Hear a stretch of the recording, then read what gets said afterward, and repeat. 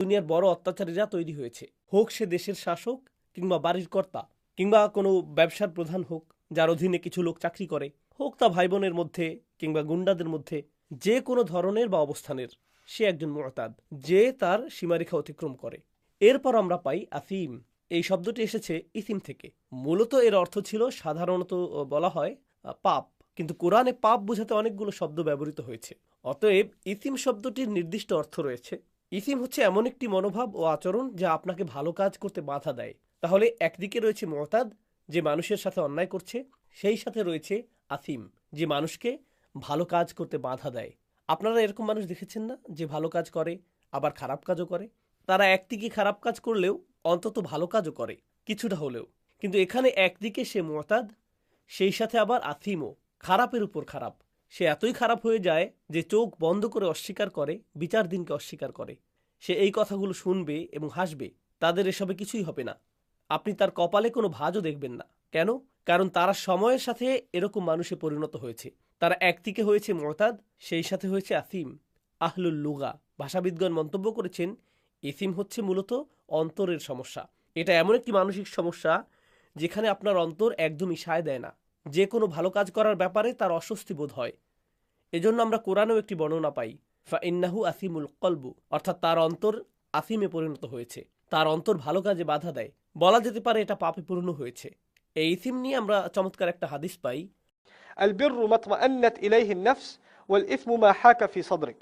আমি এই হাদিসটি পেয়েছি আনোয়ারুল বয়ানে। في حل لغات القرآن. এটি কোরআনের ব্যাকরণগত বিশ্লেষণের উপর একটা বই। তো তিনি রাসূল সাল্লাল্লাহু আলাইহি সাল্লাম বলেছেন, ধার্মিকতা বা ভালো কাজ হলো তাই যা আপনার অন্তরকে সন্তুষ্ট করে, এটা আপনাকে প্রশান্তি দিবে। ইতমাআন্নাত বিহিন নাফস। এবং পাপ ইসিম, যা আপনাকে ভালো কাজ থেকে দূরে রাখে, এটা আপনাকে ধীরে ধীরে শেষ করে দিবে। অর্থাৎ এটা আপনাকে এমনভাবে ধ্বংস করতে থাকবে, শুরু থেকে একেবারে আসিমে পর্যন্ত নয়, বরং আসিম পর্যন্ত। দেখুন, এই শব্দের শেষে ইয়া রয়েছে, অর্থাৎ সে এই অবস্থায় আটকে পড়েছে। এমন নয় যে সে এটা একবার দুবার করেছে, এটা তার ব্যক্তিত্বে পরিণত হয়েছে। সে যখনই একটু সুযোগ পায়, সে কারো না কারো হক নষ্ট করে। যখনই সে সুযোগ পায়, যখনই সে কোনো ভালো কাজ করার সুযোগ পায়, সে একে প্রত্যাখ্যান করে। এটাই আসলে বিমা কদ্দামাত ও আখারাত এর চূড়ান্ত পরিণতি।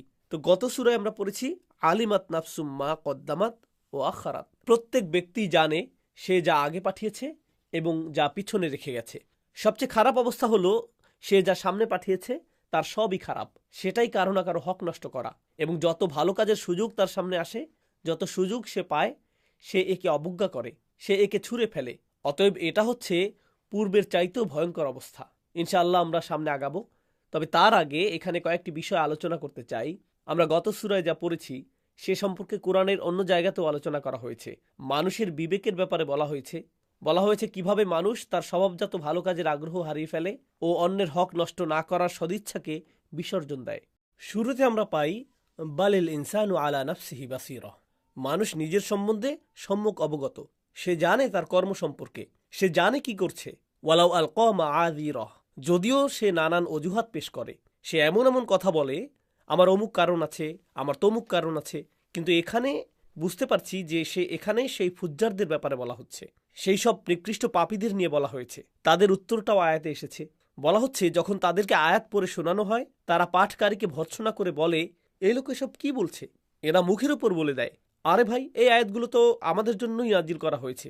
কেউ কেউ বলে, এই আয়াতগুলো তো ১৫০ সহস্র বছর পুরনো, এগুলো তো আরবদের জন্য নাজিল করা হয়েছিল।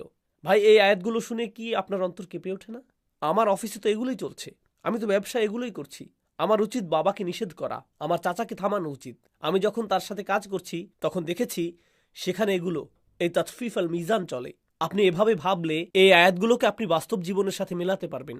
কিন্তু যে এই ভাবনা থেকেই বেরিয়ে গেছে, ইযা তুতলা আলাইহি আয়াতুনা ক্বালা আসাতিরুল আউয়ালিন, যখন এই আয়াতগুলো, এই সুস্পষ্ট চিহ্নগুলো তাদের সামনে উপস্থিত হয়, তুলিয়াত বলা হয়নি, ইযা তুতলা, বারংবার তার সামনে এই আয়াতগুলো পাঠ করা হলে সে একে কিভাবে নেয়? আসাতিরুল আউয়ালিন। প্রথমে তিলাওয়া শব্দটি বুঝুন। এখানে এই শব্দটি ব্যবহৃত হয়েছে, এটা এখানে ব্যবহৃত হয়েছে দুটি ইলাল মস্তরিন, তালওয়ান ও তিলাওয়াতান। তালওয়ান অর্থ কাউকে অনুসরণ করা কিংবা লেগে লেগে চলা। এর আরেকটি অর্থ হলো পড়া। তাহলে এর দুটি অর্থ আছে, একটি হলো পড়া, অন্যটি অনুসরণ করা। তো যখন তাদের সামনে আয়াতসমূহ পাঠ করা হয়, সত্যিকার ভাবেই আয়াতগুলো তাদেরকে অনুসরণ করতে থাকে এবং যখনই তারা এটা শোনে আসাতিরুল আউয়ালিন, তারা বলে, তাদের উত্তর কি? এখানে আসাতির শব্দের দিকে মনোযোগ দিন। এই শব্দটি 3টি একবচন থেকে এসেছে। 3টি একবচন। إسطار أسيطرة إن أسطورة এই 3টি আসাতির শব্দের একবচন হতে পারে। আর এর মূল অক্ষর হলো সতর, যার অর্থ হলো লাইন।